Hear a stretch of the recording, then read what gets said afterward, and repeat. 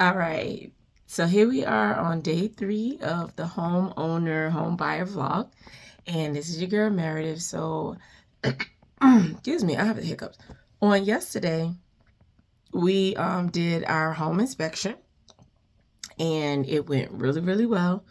I believe that it released any more of the anxiety, the tension, the feelings and stuff like that from what I've experienced and involving this process. And so it was about approximately 3.5 hours. This gentleman was absolutely thorough. Okay. And I chose him off the strength that when I went to a home buyer education course, he was very thorough. He presented a lot of different examples as to the importance of doing a home inspection, no matter what type of home you're purchasing. And if it's not something that is either allowed to be done on a home that you're purchasing, you may not want to opt for that. Okay. And the reason I say that is because if you go into purchasing a home, and I'm telling you this from listening to the home inspector during the presentation, my realtor, and just having some honestly, common sense.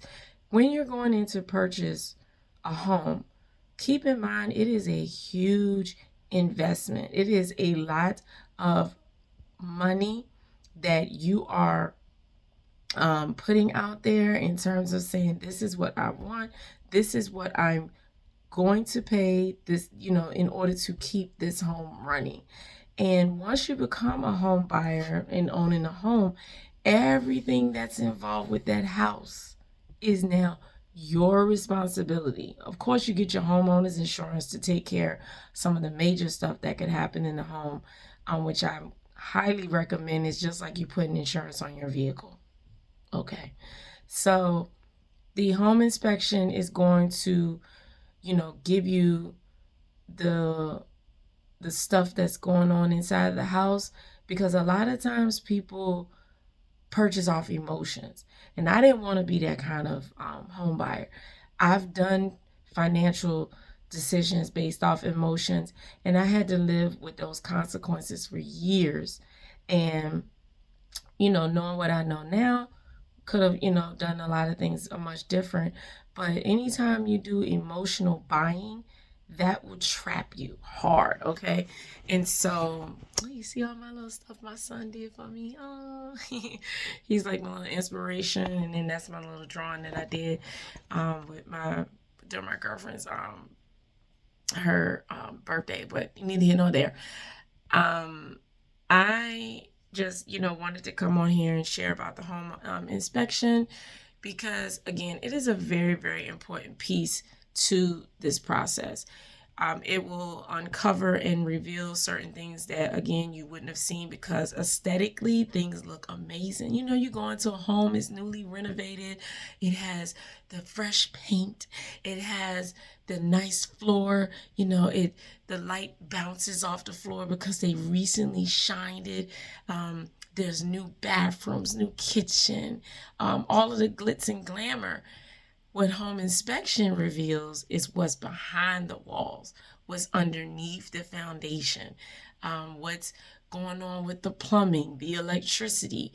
Is your dishwasher connected? Is the sink even connected? Is the sink running properly? Do we have water damage that we couldn't see because you hit it with fresh paint? Okay, because that indicates something's going on in the ceiling, in your roof. Okay. How new is the roofing? Because you can see a listing that says, "Oh, the roofing was recently, repaired." That doesn't mean it was done, like replaced. New shingles, new siding, new all of that stuff. Somebody could just do patchwork and be done. Okay, so he was definitely looking in the ventilation system. He looked on the corners of the wall with a specific flashlight that can see through, to see if there was any water pattern. Some people put certain types of paint on the wall to mask some of your problems. And so a lot of these things were taken into consideration. And I strongly, strongly advise that if you are purchasing a home, even as an investor, okay, that's something I learned while we was there, which was amazing. So I learned a lot from him. Um, you learn that it's the utmost, best thing to do is advisable. It is your responsibility, because some people look at the price of how much it costs to get an inspection, and you totally forget that if you acquire a home and you waive the inspection, anything that they find after, or any problems that happen after, you know, you are totally liable for it. And just imagine that you just purchased a home for $250,000. You didn't do a home inspection that cost you about $350 at minimum. Okay, just depends on how big or small the home is. At minimum, just average. And we paid $375. So imagine you didn't pay that, and now all of a sudden you got a new home that you're in, and you come across a problem that's $20,000 worth, and now you have nothing in your savings account. You literally are, is blown, it's gone, you're done. What are you going to do? Okay, are you going to now have to foreclose on the home? Now you're going to have to live in this home. Is the home going to be even habitable? What are some of those things, especially with water? Okay, if the water system is not good, hot water tank, your heater, all of that stuff, if it goes bad, are you going to be financially able to do that? So in the home buying process, you want to make sure that you're saving up enough for this process. So in the event that even if you get the home inspection and something happens, you have something in your savings account, or you're making enough money where you can repair it. Okay, so that was pretty much what the home inspection process was. I didn't get to do a video. Unfortunately, I apologize, because I wanted to actually give y'all a couple of examples of how that was happening. But he went around the entire kitchen. He went through every piece of the house, all of the rooms. He checked the foundation on the top and underneath the home, the pipe, the plumbing system, the roofing, the banisters, the porch, the back porch that was out there, even the sliding door, to make sure that it was safe. And there was some things that were missing on there, and making sure that the windows were insulated properly, making sure that there was no cracks or no condensation that was building up on it. How good were the window seals? How good were the actual windows? How good was the dishwasher? And if you have a dishwasher, if you have a garbage disposal, how good are these things? Even he caught the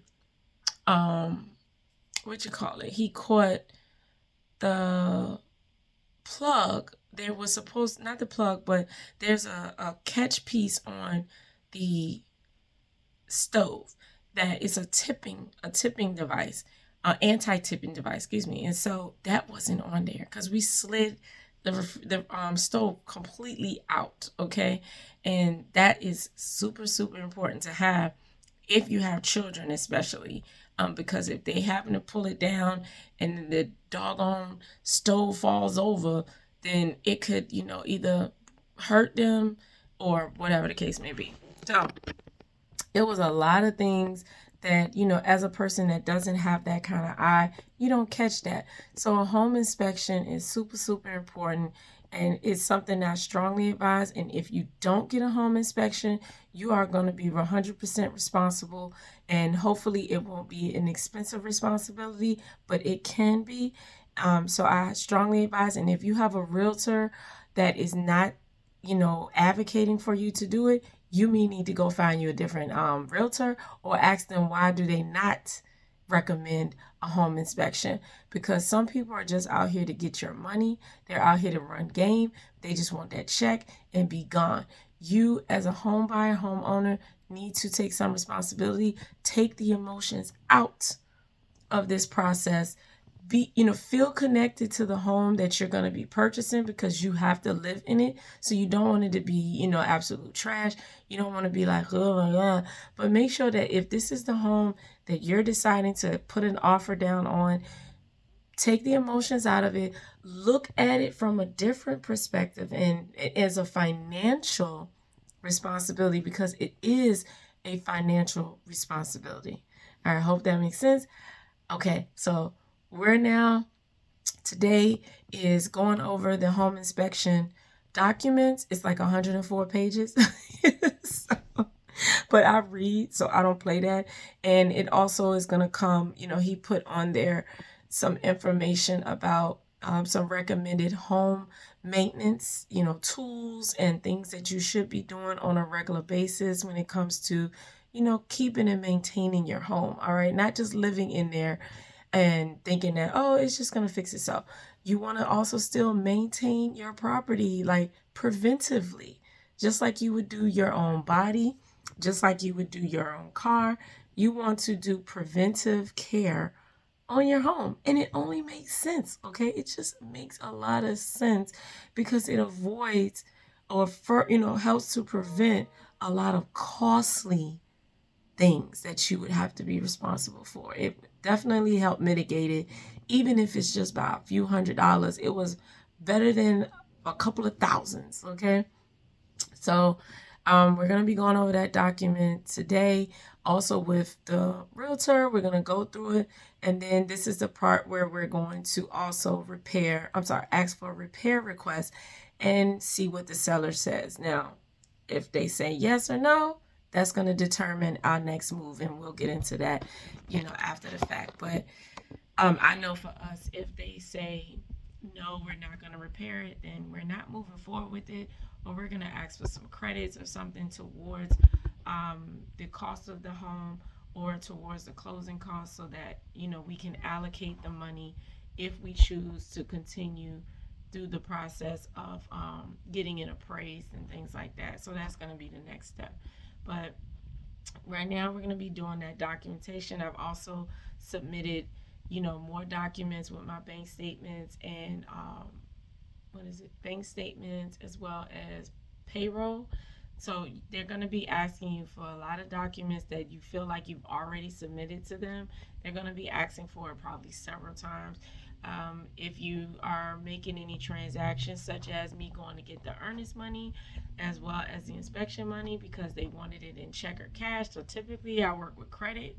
And so with this, they have to see, they're asking for money, right out. So they want to see, where is this money coming from? So oftentimes they're going to ask you to write a letter or email them to let them know what you did and how you were able to obtain the money for the earnest money for the home inspection. Like, what did you do to get that? Where did it come from?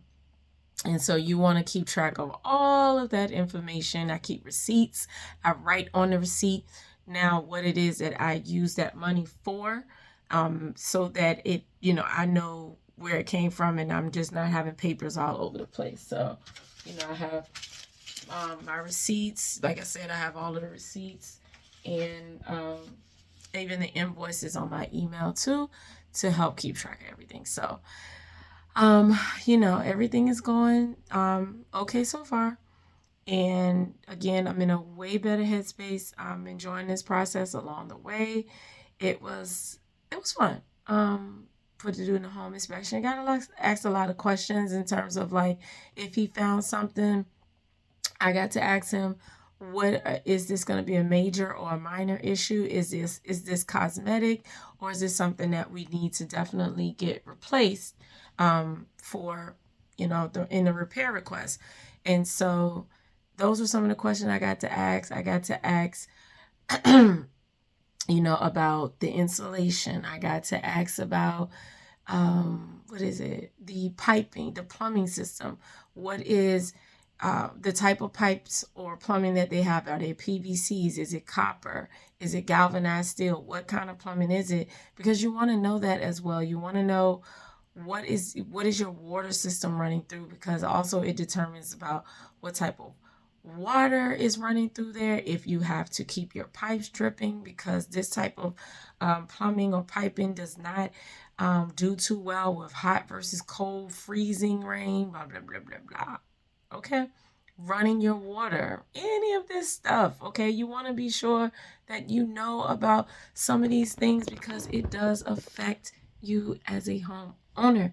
Okay? So, taking responsibility, like if the studs are sticking out, is there a trip hazard? The banisters, are they turned in correctly where it won't become a trip hazard? Because if you fall and your jacket catches on the end of a banister, is it sticking out to where that could happen? Somebody could fall and bust their behind. All of these little stuff you want to know about. So you can definitely go Google questions that you can ask the home inspector. If you're in like any home buyer groups, you want to ask certain questions like, hey, what are some questions that you all asked for the inspection? You want to have a pen and paper with you. You want to take a measuring tape or ask the home inspector to bring a measuring tape so that you can measure if you need to buy appliances. Are they the correct specs? You also want to, what other questions did I ask? You also want to maybe have an audio recorder on your phone so that if you don't want to write it down or you don't want to type it into your Google Notes, which I say, have a Google Notes to, keep all of that stuff electronically, because, paper nowadays ain't made the same, so that stuff can turn yellow, it can fade or whatever. But you want to also have an audio recorder, because now you can record the interaction and the things that your home inspector is saying so that you can always go back and you can listen to it. And that way, you go to the table with way more information. You have this stuff in place that you want to get done. And if they're saying that they don't want to do it, then you know what your next step should be. Or you can say, hey, I'm willing to still move on. But again, I highly encourage a home inspection. Hope that this video was helpful. I'll see you on the next one.